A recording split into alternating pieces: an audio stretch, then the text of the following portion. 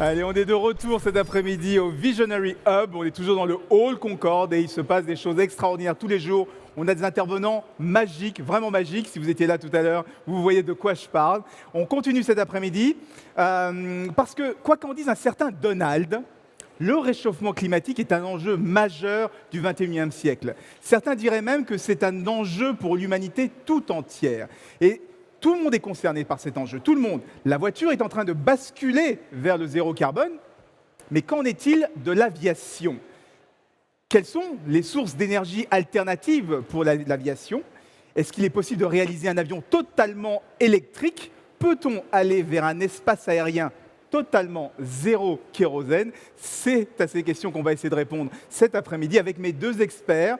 Mais vous participez également parce qu'on veut que ce soit interactif. Donc, si vous avez des questions, ça se passe sur Twitter. Vous m'envoyez Twitter, le hashtag c'est ParisAirLab. Je reçois les questions sur ma tablette et je pourrai les poser à mes deux experts. Les deux experts du jour sont André Borchberg et Stéphane Keuil. Venez me rejoindre, s'il vous plaît. On les applaudit, on les applaudit. Bonjour André, bonjour Stéphane, comment allez-vous? Installez-vous. Alors je vous présente mes invités, mes deux experts. Nous avons André Borchberg, qui est une vedette ici au Bourget parce qu'il est atterri en 2011 avec Solar Impulse. Donc c'était vraiment quelque chose. Tout le monde s'en souvient, c'était un événement assez exceptionnel. Alors, je viens d'expliquer, je parlais de Solar Impulse, mais vous êtes aussi le pilote qui a le plus grand nombre d'heures de vol sur un avion électrique. On ne parle pas de planeur, hein. Le plus grand nombre de vols sur un avion électrique, c'est André.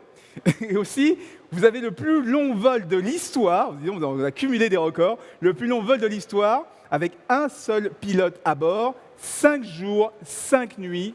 C'est encore André. Donc on est ravis de vous avoir parce que vous êtes aussi, je l'ai mis en préambule, hein, c'est aussi celui qui organise la création, vous organisez toutes les équipes de création de Solar Impulse 1, Solar Impulse 2, le fameux avion solaire électrique. À votre droite, merci. Nous avons Stéphane Keuil. Je suis un peu perdu parce qu'on devait avoir Éric Dautria, mais il s'est excusé, il avait un problème personnel. Et nous avons Stéphane Keuil, qui est le directeur technique de Safran. Alors, directeur technique de Safran, Safran, on le connaît, hein, c'est un acteur majeur dans la propulsion, évidemment, mais aussi dans l'énergie interne des avions. On oublie souvent l'énergie interne des avions parce que c'est la climatisation, ce sont les écrans avec le multimédia, mais c'est aussi le pneumatique, c'est aussi l'hydraulique. Toutes ces sources d'énergie, c'est des secteurs sur lesquels vous travaillez. Et vous venez de terminer, il y a quelques minutes, un keynote, un discours justement sur les défis de l'énergie à bord des avions. Donc on est ravis de vous avoir, Monsieur Solar Impulse et Monsieur Énergie, les défis énergétiques dans les avions de Safran. Merci à tous les deux d'être présents. Ça se passe sur Twitter. Si vous avez des questions, je les pose à mes experts. Je vais d'abord commencer par une question de contexte. On parle de réchauffement climatique. Moi, j'aurais aimé savoir quelle est la part de l'aviation dans ce réchauffement climatique, notamment en termes d'émissions de CO2. Qui peut me donner la réponse? Peut-être Stéphane. Alors c'est une bonne question parce qu'il m'est arrivé de poser la question à la salle. Alors je vais pas oser. On va essayer. Allez, on va leur demander. On va faire un quiz. Non, parce qu'il y en a qui savent. Mais on va pas leur faire répondre. On va demander aux autres. Les jeunes. Alors à votre avis, quelle est la part de CO2 émis par l'homme, hein, dont l'aéronautique est responsable. Allez, on a 6%, on a 3%, 6, 3. Alors il y en a qui savent. 5, 4, alors on a 6, 5, 4%. Vous avez tous tout faux. Alors, c'est la bonne réponse. Il me semble que Air France a fait une enquête sur la ligne Paris-Toulouse. Alors, sur la ligne Paris-Toulouse, il y a beaucoup de gens qui travaillent dans l'aéronautique. Et globalement, la réponse, c'est entre 2 et 3. Et la réponse majoritaire, c'était plutôt entre 6 et 7, oui, avec des gens qui allaient jusqu'à 10. Donc, conclusion, on peut dire que ce n'est pas si énorme que ça. 2%, ce n'est pas énorme. Les gens ont tendance à surestimer ce que c'est. Pour autant, comme le trafic aérien augmente fortement d'année en année, oui, plus de 4% par an, il est très important de ne pas se contenter de dire que c'est peu, mais faire beaucoup pour que le niveau d'émission n'augmente plus au bout d'un certain moment, et voire diminue à terme, malgré la croissance. André, c'est justement un peu votre mission. Mais c'est vrai que c'est la mission que vous avez avec Solar Impulse, non? C'est juste, mais c'est vrai que 3, 4, 5%, c'est beaucoup, mais si on veut résoudre le problème du CO2, il faut s'attaquer aux 95% au sol. Et c'est vrai que c'est beaucoup plus simple de le faire au sol qu'en l'air.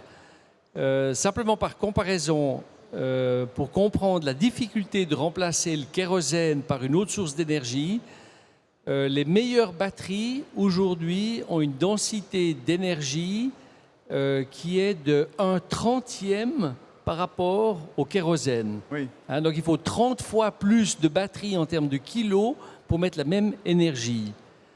Par contre, et c'est là que ça commence à devenir intéressant, c'est que l'efficacité d'un moteur thermique, comme on a par exemple sur le Concorde, Oui. elle est relativement faible. Hein, c'est 30-40%, ça dépend un petit peu des technologies. L'efficacité d'un moteur électrique, c'est 90, 95, 97%. Alors André, avant de rentrer dans les détails, parce qu'on va rentrer dans les détails, mais je voulais juste on peut remonter un peu. contrebalancer un petit peu cette difficulté de remplacer le kérosène. Donc on voit qu'on a un défi qui est très important, Oui. mais on voit que si on veut s'occuper du CO2, c'est vrai qu'au sol, hein, c'est beaucoup plus important qu'en l'air. Oui, mais c'est pas parce que c'est peu en l'air qu'il faut rien faire. Et c'est pour ça que j'imagine que c'est un des objectifs de l'initiative de Solar Impulse, c'est de montrer que c'est possible. C'est juste, mais pas complètement non plus, puisque le but, en fait, de Solar Impulse, c'était de démontrer que les technologies que l'on a aujourd'hui à disposition, qu'on appelle technologies propres, permettent d'être plus efficients. Alors on le fait, je dirais, dans le contexte le plus difficile qui est celui d'un avion, parce que sur un avion, on ne peut pas tricher. Oui. Hein, si l'avion est trop lourd, il ne vole pas. S'il est légèrement trop lourd, pour nous, c'était quelques kilogrammes, on n'était pas capable de voler jour et nuit, voler pendant la nuit avec l'énergie solaire. Hein, donc la démonstration se voulait difficile, mais pour montrer qu'avec ces technologies, on peut s'occuper de rendre notre monde plus efficient, mais partout. Donc c'est un message. Pas seulement en l'air, Voilà. mais aussi sur Terre, là où il y a le plus à gagner en termes d'économie, enfin d'émissions de CO2. Exactement. Mais- Puis comme on le verra plus tard, par contre, c'est vrai qu'on a des opportunités extraordinaires dans le monde aéronautique, et c'est un petit peu le thème de la discussion qui va suivre après. Alors, moi, juste du point de vue global, on a dit que c'était 2%, que ce n'était pas beaucoup. Néanmoins, il ne faut pas rien faire. Qu'est-ce qui se passe aujourd'hui dans l'industrie? On a entendu l'initiative Solar Impulse qui, le rappelle très justement André, ne concerne pas que l'avion, concerne toutes les énergies fossiles aujourd'hui. Mais spécifiquement dans l'aviation, qu'est-ce qui est fait aujourd'hui? Est-ce qu'on dit, oh, on est fiers, nous, on n'a que 2%, on est tranquille, on n'a rien à faire? Alors, évidemment, la réponse est non. J'imagine. Et sinon, j'aurais pas de boulot. Et je pense que c'est aussi une Et- thématique très importante de cette année. Et ça serait du dommage, salon. surtout pour moi. Voilà.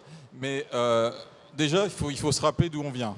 C'est-à-dire que dans ma keynote, je montrais l'évolution de la performance des avions depuis l'ère des jets. On a divisé par 5 la dépense énergétique par passager kilomètre. Donc on a fait déjà beaucoup. Et ça a été lié notamment, principalement à la technologie des moteurs, mais aussi l'introduction des composites, de tout tas de choses sur l'avion. Donc on a encore du potentiel derrière sur ces technologies-là et on va aller les chercher. Maintenant, on est dans une industrie qui est responsable et qui s'est fixé des objectifs ambitieux. Alors, au travers d'organisations internationales liées à l'aéronautique, l'OACI, on a des standards de performance des avions en termes d'environnement qui sont de plus en plus drastiques. Également, l'industrie s'est engagée sur une aspiration de croissance neutre en carbone à partir de 2020.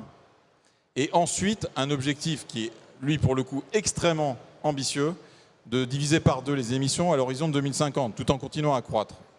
Non, mais c'est très important ce que vous dites là, parce que dans d'autres industries, on n'en est pas du tout Tout à fait. à ce type de niveau. Et donc, un élément supplémentaire, c'est que, alors donc là, on parlait de l'industrie dans son ensemble. Les compagnies aériennes, cette année, ont, pour la majorité, signé un accord entre États, enfin, ont supporté un accord entre États de compensation carbone, qui est le premier de son type pour un secteur industriel. À partir de 2020, tous les signataires vont compenser en carbone tout ce qui est au-delà de l'objectif de 2020 de consommation par des projets de compensation carbone. Donc un engagement, un véritable Voilà, engagement. ce qui est un vrai engagement avec leur argent. Hein. Oui. Bon, maintenant, une André fois qu'on a dit ça, ces objectifs sont très ambitieux. La compensation carbone ne suffira pas. Il faudra continuer sur les technologies actuelles, également intégrer des biocarburants. Mais si on veut atteindre le 2050, 50%, il va falloir inventer des technologies qui n'existent pas aujourd'hui ou qui ne sont même pas sur le radar. Donc ça, c'est un vrai challenge pour l'industrie. Alors, oui, André, Alors, ces alternatives, ça peut être quoi, justement? Peut-être simplement sur la notion d'économie, c'est vrai que dans le monde de l'aviation, on est motivé à être plus efficient. Parce que si je suis plus efficient avec un avion de ce type-là, et je dois embarquer moins de pétrole pour faire la même chose, je peux prendre plus de passagers, donc je suis beaucoup plus rentable économiquement. Donc c'est vrai qu'on a une grande motivation pour aller dans cette direction-là. Mais je pense qu'on peut aussi regarder la situation de manière différente, hein. Dans la vie, vous pouvez regarder et vous concentrer sur la notion de problème en disant, tiens, aujourd'hui, le problème, c'est la création du CO2, c'est la pollution, c'est les nuisances que ça crée. Ou bien vous pouvez réfléchir en opportunité. C'est-à-dire l'opportunité des nuisances, je vois pas très bien ce que ça peut être. Non, l'opportunité de ce que les nouvelles technologies vous permettent de réaliser. Alors, vous pouvez être forcé de réfléchir au côté négatif de la question. Et puis quand vous réfléchissez en fait au côté négatif de la question, vous allez justement essayer d'optimiser. Vous dites, ah ben tiens, je consomme trop, j'ai une réglementation, il faut que je diminue, donc je vais faire quelque chose d'un petit peu plus léger, un peu plus simple, un peu plus efficient, mais je reste finalement dans la même pensée.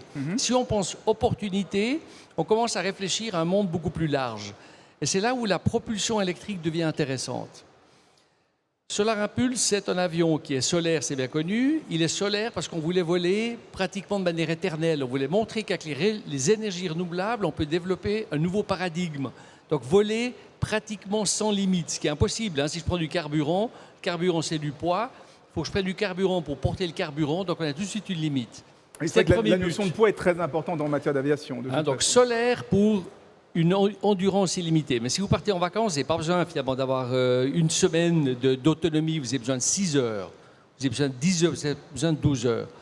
Alors l'autre dimension de Solar Impulse, c'était, et l'autre avantage, c'était qu'il était électrique. L'efficience de moteur électrique chez nous était de 97%, donc on a 3% de perte. L'efficience de moteur thermique, c'est 30-40%. Donc 2 litres sur 3 de kérosène que vous mettez dans le réservoir, il est perdu. Alors justement, la propulsion électrique, c'est une opportunité d'efficience. Mais c'est une opportunité aussi dans le design de l'avion.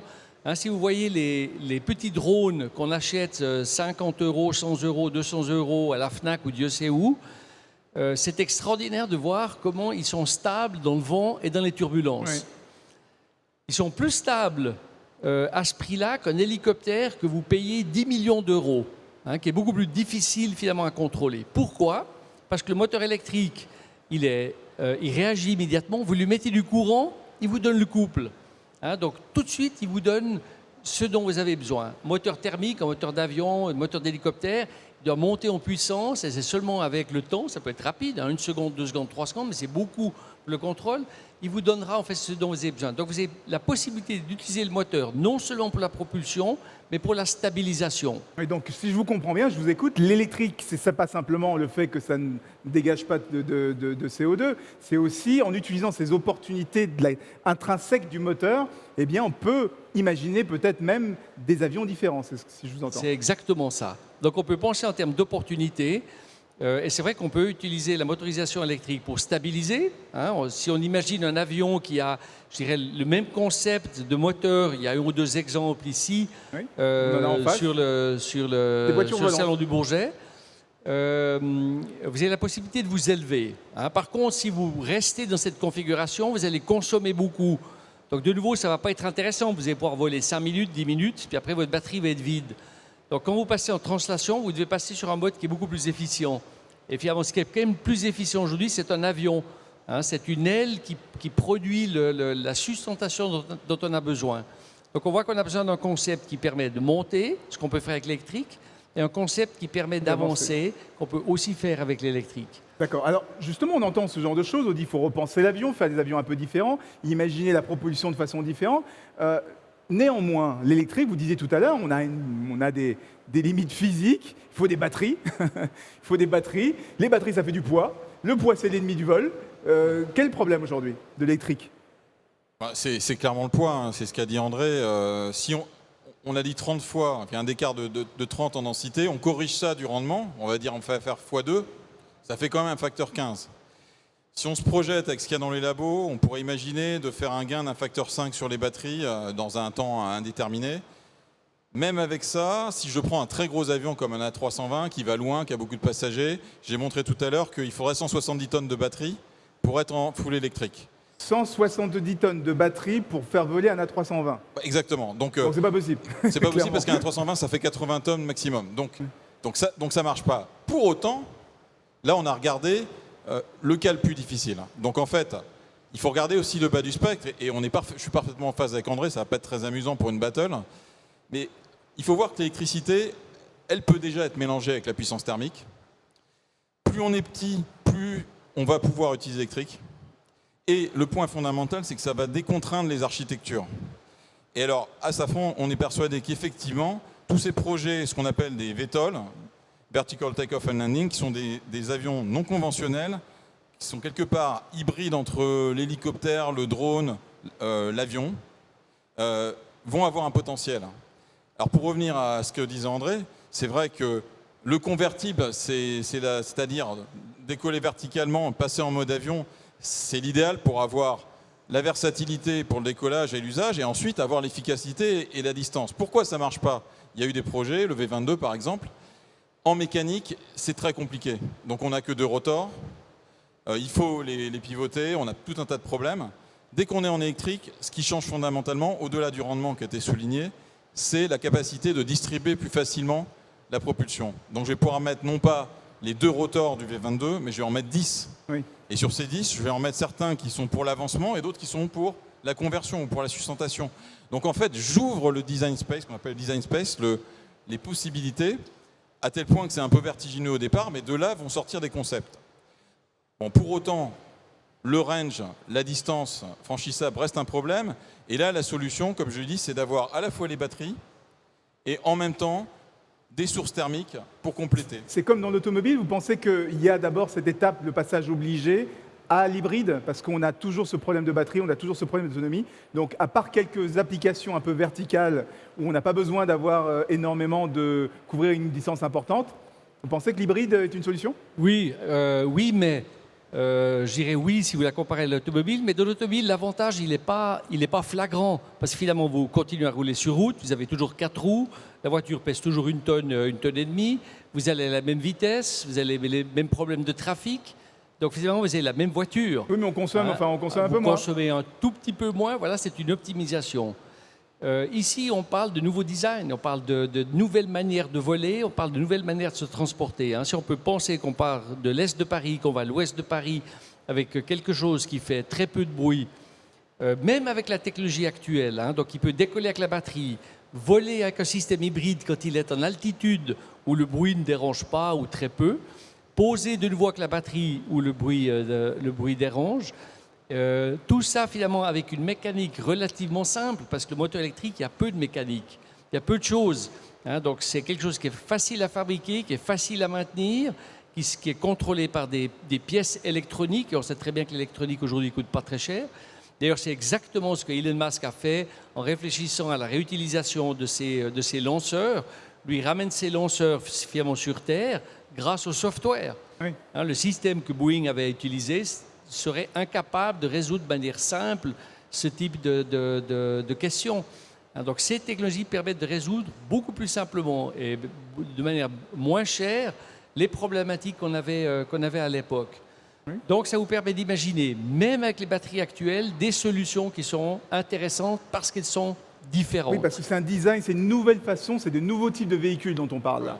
En fait, si on fait un parallèle avec l'automobile, première génération d'hybride, essentiellement l'intérêt c'est de récupérer au freinage. Bon, si on prend un avion, il faut bien comprendre que si je freine, je descends.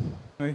Donc si je descends, l'aéroport étant là où il est, ça veut dire qu'il faut que j'attende plus longtemps en vol avant de descendre, et donc je consomme, donc conclusion, j'ai rien gagné, ou pas grand-chose. Mais j'ai vu des avions électriques sur le salon d'ailleurs qui utilisaient leur hélice pour régénérer l'électricité aussi. Donc ça peut être fait, mais disons que le gain, c'est pas ça la source de gain principale. Bien sûr. Ça serait fait seulement sur un avion d'acrobatie qui aimerait descendre sans prendre de vitesse et qui pourrait recharger sa batterie, mais je crois que c'est un des seuls cas. Pour un avion de transport de personnes, c'est un peu plus compliqué. Je vais recharger la batterie, hop. Voilà. Donc en fait, c'est un peu plus compliqué que ça.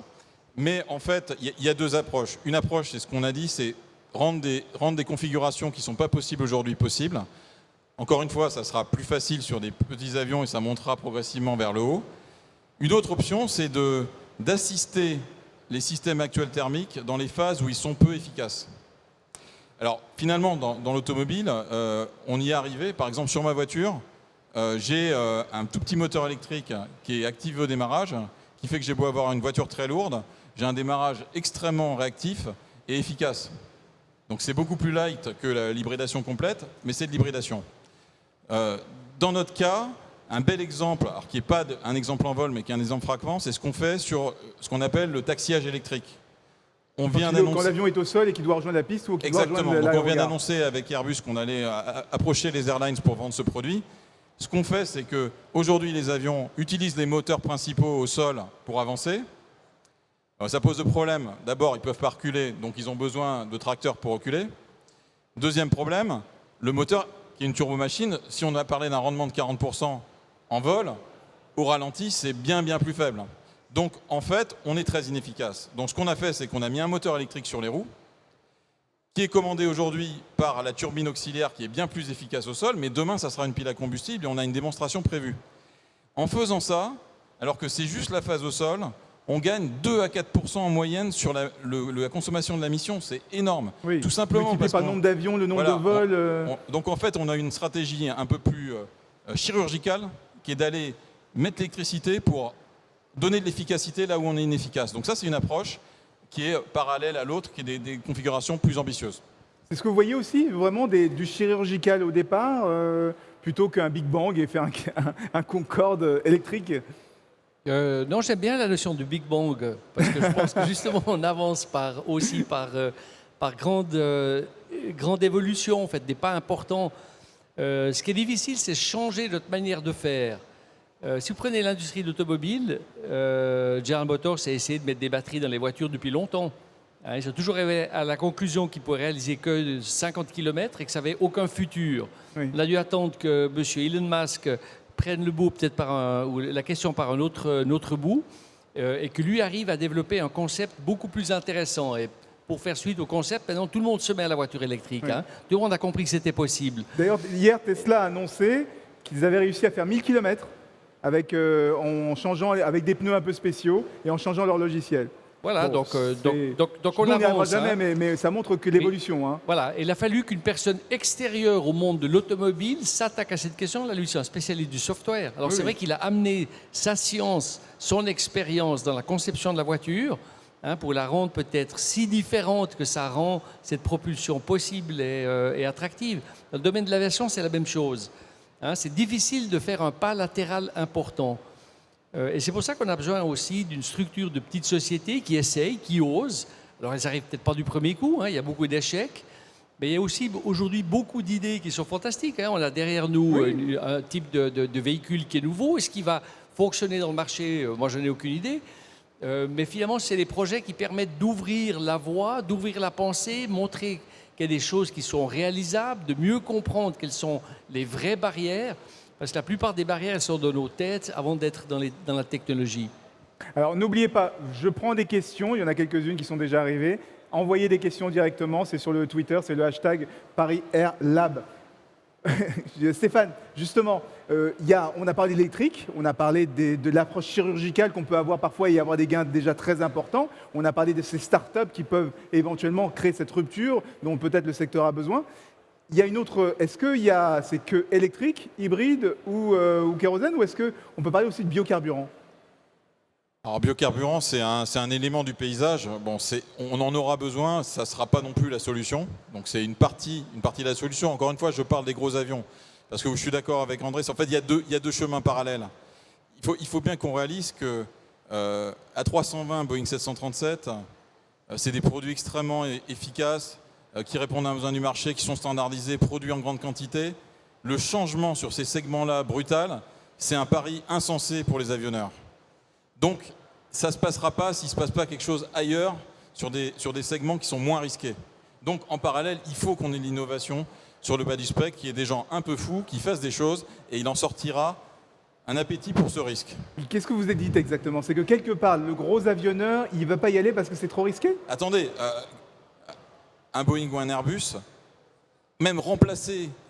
la 320 ou le 737 par un nouvel avion qui serait classique, c'est ils remettent tout sur la table. C'est vraiment la vie ou la mort. S'ils se plantent, ils sont morts. Oui, mais Un CEO, je vais vous n'est donner- pas payé pour prendre des risques. Un CEO est payé pour améliorer les résultats trimestriels de la société et Ouais. assurer finalement aux actionnaires je dirais Alors, moi, j'avais l'impression que ça avait une changé. pérennité stable. J'avais l'impression que ça avait changé quand on envoie des sociétés comme Apple, par exemple, qui a un succès énorme avec l'iPod, vous connaissez tous l'iPod, et qui décide de sortir l'iPhone qui va tuer l'iPod. Et qui réussit. Bon, parfois il rate, hein, mais en tout cas, l'iPhone a tué l'iPod. Et ils se sont coupés la jambe eux-mêmes plutôt qu'un concurrent leur coupe la jambe. Donc est-ce que c'est pas mieux que Airbus, Boeing se coupent la jambe Et- eux-mêmes Mais c'est- plutôt que d'attendre que quelqu'un d'autre, un Tesla, leur couper la jambe? Mais c'est tout à fait vrai. Mais ce qui est intéressant, c'est que c'est pas Nokia qui, à l'époque, était numéro 1 du téléphone, qui a créé l'iPhone. C'est un nouveau venu, mais qui n'a pas du tout tué le computer, qui a créé un nouveau marché. Donc eux, ils ont tué Nokia, oui. Mais ce qu'on voit, c'est que dans le marché, celui qui a une position dominante a une très grande difficulté à se remettre en question et à sortir quelque chose de différent. D'où l'intérêt de travailler, comme on voit ici, avec des startups, des jeunes pousses qui vont insuffler, peut-être prendre ces risques que ne peut pas prendre un grand. C'est ce que je comprends. Exactement. Et bon, là, je mentionnais nos clients, mais c'est valable pour nous. On est très bien conscient à Safran que, comme on est leader sur nos marchés, on a des outils industriels colossaux. Le changement est un risque que l'organisation, naturellement, ne prendra pas. Donc on se force à avoir un chemin parallèle qui passe par ce qui se passe à l'extérieur. Donc on est beaucoup plus connecté. Il y a 10 ans, bon, déjà il y avait peu de start-up dans l'aéronautique, mais on n'avait jamais eu de start-up chez Safran. Oui. Aujourd'hui, on en voit toutes les semaines. On a un fonds de venture, on interagit très fortement. Donc, mais clairement, il faut qu'il se passe quelque chose sur des segments plus bas, parce qu'on a un produit qui est très standardisé, les aéroports sont les mêmes partout, les règlements sont les mêmes partout. Donc le changement est compliqué. Oui. C'est même pas uniquement la prise de risque des acteurs, c'est aussi tout le système qui est difficile à changer. Oui. Maintenant, je vais peut-être revenir à la question à laquelle je n'ai pas répondu, les biocarburants. Voilà, donc les biocarburants, on en a besoin dans le mix, puisqu'on voit que le chemin va être compliqué. Donc les biocarburants, c'est quoi? C'est des carburants qui ont les mêmes propriétés que le kérosène, qui idéalement peuvent être mélangés avec le kérosène de manière à ce que dans les opérations ce soit invisible pour les airlines, et qui peuvent être produits à partir de biomasse. Alors il y a plusieurs filières qui peuvent partir de différentes choses, des huiles usagées, du sucre, des déchets végétaux. Ça marche déjà, ça, aujourd'hui. Ça marche déjà, il y a des filières certifiées. Maintenant, il y a des grosses barrières. Alors déjà, il y a des questions de fond sur lesquelles on est vraiment concerné, c'est de dire, ok, c'est pas parce que c'est un biocarburant que c'est une solution durable ou que c'est même une solution qui réduit le CO2. Comment la biomasse est-elle produite? Est-ce que les gens qui font de la biomasse, ils ont coupé des forêts pour la faire? D'accord? Donc ça, c'est des vrais sujets de fond sur lesquels on travaille au sein de la communauté aéronautique pour essayer d'avoir des critères et des façons de contrôler ça. Puis il y a d'autres barrières qui sont plus économiques. C'est qu'aujourd'hui, le biocarburant, ça coûte beaucoup plus cher que le kérosène. Oui. Et donc, quelle est l'incitation pour les acteurs à en acheter et quelle est l'incitation pour les acteurs industriels à se lancer dans des filières? Donc, il est clair qu'il faudra qu'il y ait un engagement de tout le monde, y compris des pouvoirs publics, pour que ça puisse arriver. Je pense que l'industrie aura du mal à y arriver toute seule. Cela dit, l'accord que j'ai mentionné de compensation carbone qu'on a pris volontairement devrait quand même être un catalyseur pour aller vers ces éléments. Donc, il y aura sans doute une part de biocarburant et il faut qu'on se mobilise pour que ça arrive le plus tôt possible dans les meilleures conditions. Mais c'est vrai qu'il y a deux chemins. Il y a en fait le chemin où on veut imposer une réduction de la production de CO2.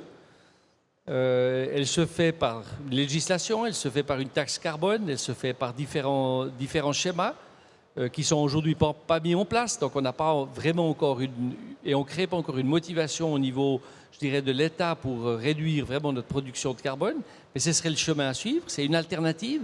Alors ça peut mener à des solutions de biocarburants, etc.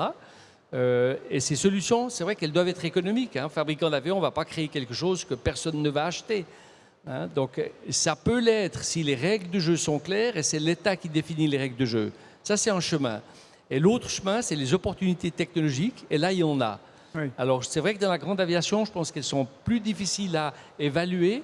Mais on peut quand même s'imaginer finalement un avion, disons, de 20 places, 30 places, 50 places, qui puisse être électrique hybride, décoller de manière électrique sur batterie et atterrir en fait dans la même configuration en faisant beaucoup moins de bruit qu'un avion traditionnel. Ça permettrait d'opérer de nuit à des emplacements aujourd'hui qui sont fermés parce que les nuisances sonores sont beaucoup trop importantes. Donc même une petite modification, même quelque chose qui n'est pas une révolution, pourrait permettre de s'attaquer à un segment particulier. Des opportunités, hein, c'est des nouvelles opportunités en utilisant ce qu'on a. Alors, je voulais juste signaler quelque chose, que j'ai vu un message. Nous avons 4000 personnes qui nous suivent actuellement sur sur YouTube en live. Donc, on vous remercie, tous les 4000 personnes qui sont en train de nous écouter. On a du monde ici, on a 4000 personnes qui nous suivent sur Internet. C'est extraordinaire. Alors, justement, vous parliez de ces opportunités de nouveaux marchés, ces opportunités de nouveaux modèles économiques, peut-être réutiliser et des pistes et des avions qu'on avait peut-être oubliés jusqu'ici, parce que justement, l'électrique permettrait de les rendre rentables aujourd'hui. Et on a parlé du Big Bang avec ces nouvelles startups. Mais est-ce qu'il n'y a pas un problème de réglementation, de conformité? C'est extrêmement difficile dans ce secteur pour ces petites startups, ces petites entreprises qui voudraient arriver avec leur modèle à la Tesla. Mais quand on fait un avion qui doit transporter des passagers, c'est un peu plus compliqué. Quel est le problème là? Bon, c'est vrai qu'on a deux mondes qu'il faut fusionner. On a d'une certaine manière le monde du rêve. On a besoin du rêve pour rêver à des nouvelles solutions, hein, pour créer quelque chose de nouveau. Quelque chose que finalement beaucoup considèrent aujourd'hui impossible, mais sans ce rêve, on n'y arrive pas. Et puis de l'autre, il faut quand même arriver à proposer des solutions qui soient sûres, qui soient fiables et qui permettent de transporter des personnes, si ce sont des personnes qu'on veut transporter, avec sécurité. Et je dirais le défi aujourd'hui, c'est de ramener ces deux mondes ensemble. Alors, une des questions, bien entendu, c'est de savoir à quelle vitesse avance le législateur. Moi, je pense aujourd'hui, si on parle à la DGAC de la possibilité d'avoir des plateformes qui volent sur le ciel de Paris, ils vont dire, bon, vous êtes complètement fous, c'est pas pour demain. Bien sûr. Donc, c'est vrai qu'il faut entamer une discussion avec ces autorités-là. C'est ce que nous, avec notre société, faisons en Suisse. Hein, nous avons créé avec ce qu'on appelle, nous, l'Office fédéral de l'aviation civile, des groupes de travail pour redéfinir l'utilisation de l'espace aérien, redéfinir un certain nombre de règles de certification pour qu'on puisse savoir de quelle manière va être mangé, en fait, entre guillemets, les concepteurs des avions du futur. Oui. Vous constatez aussi, vous qui travaillez, alors Safran travaille avec des startups, cette difficulté de basculer dans le monde qui est assez impitoyable, et heureusement, de l'aviation. C'est clair que, alors, il y a deux volets, en fait. Il y a ce que j'appelle la safety, c'est-à-dire faire quelque chose qui est intrinsèquement sûr. Et puis après, il y a la certification. Alors, je sépare les deux, parce que la certification, c'est un moyen de le prouver. Et donc là, on a des règles qui ont été établies au cours du temps, qui ont prouvé qu'elles étaient efficaces. Alors, quand on a des startups, on voit des gens qui ont des concepts dont quelques experts peuvent démontrer assez vite que ça ne sera jamais safe. Donc ça, c'est déjà la première barrière. Une fois qu'on a passé ça, reste le problème de la certification. Et c'est un vrai problème parce que c'est des règles qui sont complexes et des méthodologies. Par exemple, les certifier des commandes de vol, des logiciels, c'est quelque chose qui ne s'improvise pas et beaucoup de gens se sont trompés. Oui. Et donc en fait, c'est une vraie difficulté pour les startups. C'est pour ça qu'on essaye d'en accompagner certaines pour leur donner les clés. Néanmoins, si on veut que ces applications nouvelles d'école, c'est le cas de le dire, il faudra peut-être à un moment essayer de revenir à la source, de dire qu'est-ce qu'on veut démontrer et voir comment on peut l'approcher différemment, sortir finalement des méthodes de preuve qu'on a depuis toujours sur les avions commerciaux et qui sont applicables et efficaces quand on a des grandes organisations, mais qui peuvent être un frein à l'innovation. Il ne faut pas brider l'innovation, justement. Il faut leur donner les moyens, mais il ne faut pas non plus être laxiste. Voilà. Mais pour autant, si le jour où quelqu'un tombe d'un taxi volant, là, il y aura un vrai coup d'arrêt. Hein. Mais j'ai cru comprendre que ça ne volera pas tant qu'on est sûr que personne ne peut tomber, justement. Oui, mais le défi est intéressant parce que je pense que la société accepte les accidents qui sont dus aux erreurs humaines. Alors, je vois qu'on a, sur le territoire français, on a à peu près 5000 morts dus aux accidents de voiture par année. Oui. Alors, c'est vrai qu'on... C'est même plus que ça, je crois, malheureusement. Je ne pense pas qu'on aime ça, mais finalement, on les accepte, elles sont là. Par contre, si vous avez un accident qui est dû à une technologie qui ne fonctionne pas, là, on a beaucoup de peine à l'accepter.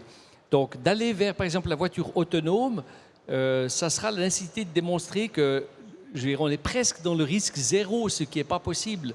Et donc, tant qu'on ne change pas cette manière de voir les choses et de manière de considérer, d'accepter finalement les différentes causes des accidents, on aura beaucoup de difficultés d'aller sur du tout technique, du tout technologique. Si je vous entends bien, vous dites que le risque zéro, cette tolérance zéro, il faut un peu peut-être l'assouplir. Je pense qu'il faut qu'on s'habitue et vraisemblablement la technologie permettra de réduire considérablement le risque des accidents. Et dans le domaine de l'aviation, l'erreur humaine, je ne sais pas, hein, c'est 90%, Oui. mais c'est une part considérable. Et certainement que la technologie permet de réduire ça, mais peut-être pas tout. Hein. Est-ce que l'ordinateur aurait été capable de décider, comme Sully l'a fait en décidant de poser son Airbus sur le Hudson River? Est-ce que l'ordinateur aurait pris la même décision? Et toute la question est là, finalement, Oui, hein, pour ces cas extraordinairement périphériques. Mais dans la majeure partie des cas, la technologie sera beaucoup plus fiable que l'humain. Mais quelque part, c'est rassurant de savoir qu'on est resté encore supérieur à la machine. Les pilotes, notamment, comme vous.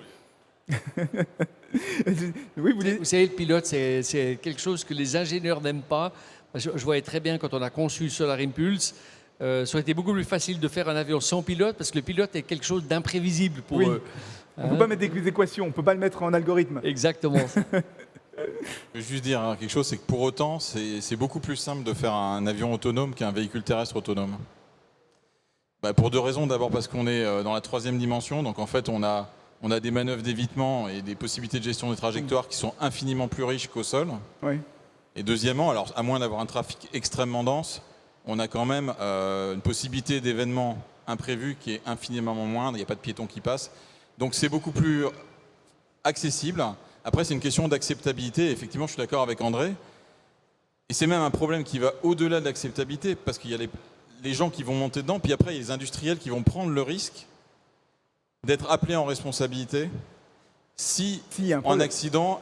Alors, si je caricature, on accepte un mort qui n'a pas regardé à gauche ou à droite à la priorité, mais on ne va pas accepter qu'il y ait un cas improbable qui a été mal géré par un système automatique. C'est tout le problème que Tesla a un procès actuellement, parce que sa voiture était en mode autonome et quelqu'un est mort. Et donc Tesla est en procès et Tesla est en train de prouver qu'il y a eu 8 alertes sur le conducteur et que le conducteur n'a rien fait. Mais quand même, on n'accepte pas, comme vous l'avez signalé, on n'accepte pas que ce soit la machine soit responsable quelque part de la mort d'un être humain. Et c'est tant mieux. Et c'est tant mieux. Merci à tous les deux.